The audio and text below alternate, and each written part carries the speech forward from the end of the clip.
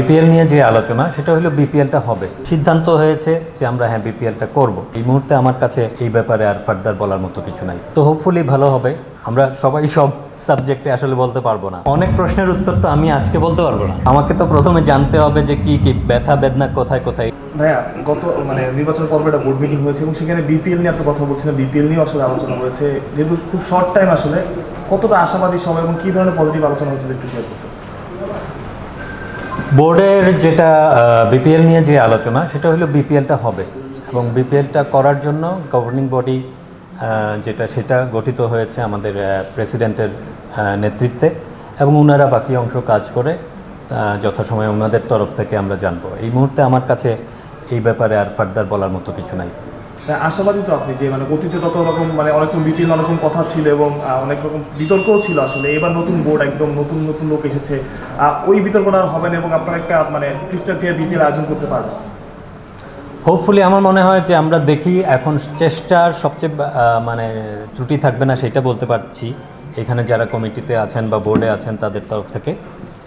আর বিপিএলের এই যে গভর্নিং কমিটি হয়েছে ওনারা ফার্দার ডিসাইড করে বাকি অংশটুকু ওনারা আগাবে। আমাদের যতটুকু সহায়তা লাগে আমরাও সবাই মিলে থাকব। তো হোপফুলি ভালো হবে। হ্যাঁ, গেল বিপিএলে যেটা হলো যে রাজশাহী যে ইনসিডেন্টটা হলো ওইটার ব্যাপারে কোনো কথা হচ্ছে যে এরকম কিছু যদি হয় তাহলে বোর্ডের অবস্থানটা কোথায় থাকবে? দেখেন বিপিএল আমাদের তো এক একজনের এক একটা ডিপার্টমেন্ট আলাদা আলাদা করা থাকবে। এখন বিপিএলের যে জিনিসটা সেটা বিপিএলের একটা বডি হয়েছে, ওনারা আলাপ করবে, ওনারা ডিসাইড করবে, ওনারা মিডিয়াকে বলবে। আমরা সবাই সব সাবজেক্টে আসলে বলতে পারবো না।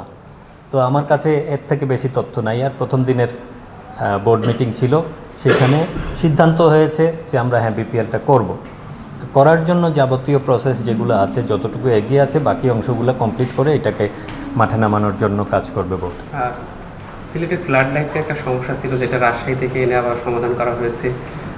অনেক স্টেডিয়ামে আধুনিক ফ্লাড লাইট দেখা যায় যেটা এলইডি। এইটা নিয়ে কি আপনার কোনো বাড়তি চিন্তা ভাবনা থাকবে কিনা? এটাতে আমাদের ধরেন আমি কথাবার্তা ওইভাবে হালকা হালকা কথাবার্তা হয়েছে। এখন আমি যেহেতু সিলেটে আসছি, এইখানে আমাদের ভেন্যু ম্যানেজার আছেন, এইখানকার যারা ক্যাপেবল লোকজন তো এখানে আছেন, ওনাদের সাথে কথাবার্তা বলে তারপরে যদি কোঅর্ডিনেশন দরকার হয়, কোনটা ভালো হয়, কস্ট এফেক্টিভ হয়, কোয়ালিটি এফেক্টিভ হয়, এই সমস্ত বিবেচনা করে সিদ্ধান্ত হবে বা দরকার হলে এখান থেকে আমরা প্রপোজ করবো অ্যাকর্ডিংলি। হ্যাঁ, মিরন ভাই প্রশ্ন একটু যোগ করতে চাই, সেটা হচ্ছে যে রাজশাহীতে তো আন্ডার-19 খেলা আছে আফগানিস্তান এগেনস্টে। তো যদি ফ্লাড লাইটের আগে যদি আপনারা ব্যবস্থা যদি না করতে পারেন সম্ভব, তাহলে তো একটু ঝামেলা হয়েই যাবে, কারণ ওয়েদারের যে অবস্থাটাতে লাস্টের দিকে ফ্লাড লাইট দরকার হয়। তো তড়িৎ গতিতে এটা করবেন কিনা? দেখেন, অনেক প্রশ্নের উত্তর তো আমি আজকে বলতে পারবো না, কারণ আমাকে তো প্রথমে জানতে হবে যে কি কি ব্যথা বেদনা কোথায় কোথায়, এই সমস্ত ভেন্যু রিলেটেড বা এই লাইট রিলেটেড। হ্যাঁ, সো আমরা প্রায়োরিটি বেসিসে যেই জিনিস সমাধান দরকার, এটা আপনার আমার যেমন চিন্তা তার সাথে বিসিবিরও সেম চিন্তা, বোর্ডেরও সেম চিন্তা। একটা খেলা হওয়াইতে গেলে যে সমস্ত রসদ উপাদান রেডি করতে হবে সেটা তো লাগবে। সেটা অবশ্যই যেটা প্রায়োরিটি দরকার সেটা প্রায়োরিটি বেসিসে সবাই মিলে, যারা কনসার্ন তারা সবাই মিলে এটা করবে।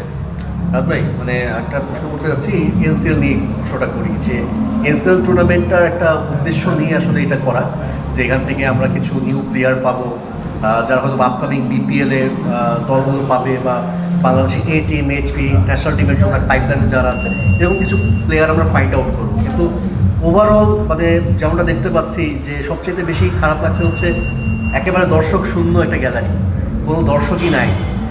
আপনার কি মনে হয়েছে যে এনসিএল টি20 টুর্নামেন্টটাকে যতটা ইম্পর্টেন্ট দেওয়া হয়েছিল ফ্রম বিসিবি, ওইভাবে আসলে ব্র্যান্ডিং করা, মার্কেটিং, ওই জিনিসটা কি প্রপার হয়েছে? যে একেবারে এটা কি আনএক্সপেক্টেড কিনা, বা আপনারা হতাশ কিনা এরকম দর্শক শূন্য গ্যালারি দেখে? এইটার পয়েন্ট হলো যে এখানে দর্শক নাই বললেই চলে, এটাই হইল। এখন এইখানে দর্শক কেন নাই, আমরা বিভিন্ন স্পেকুলেশনে বিভিন্ন কথা বলতে পারি।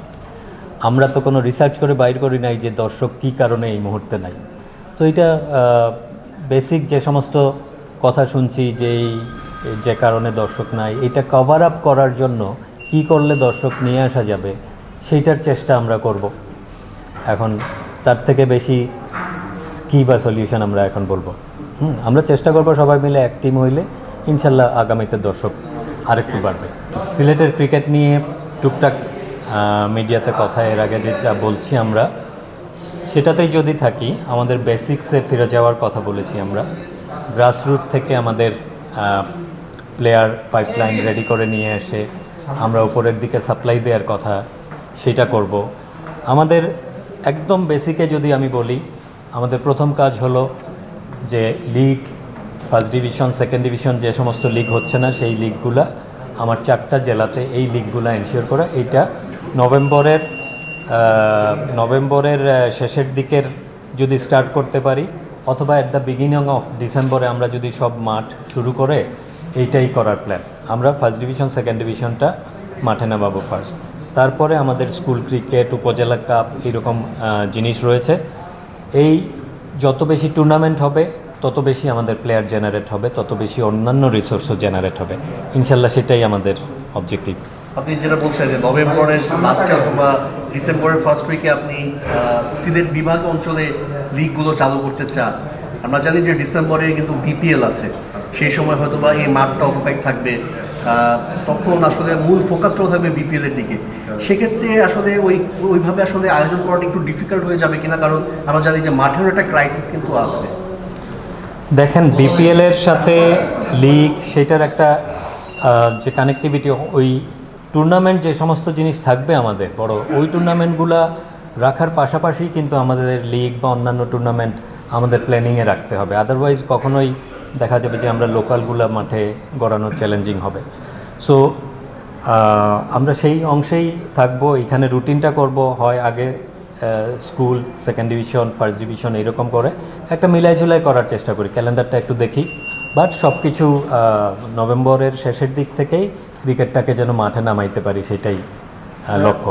একটা প্রশ্ন আমি মনে করি মানে আমরা দেখতে পাচ্ছি যে এখন ক্রিকেট ট্যুরিজমটাকে অনেক বেশি ফোকাস করা হচ্ছে।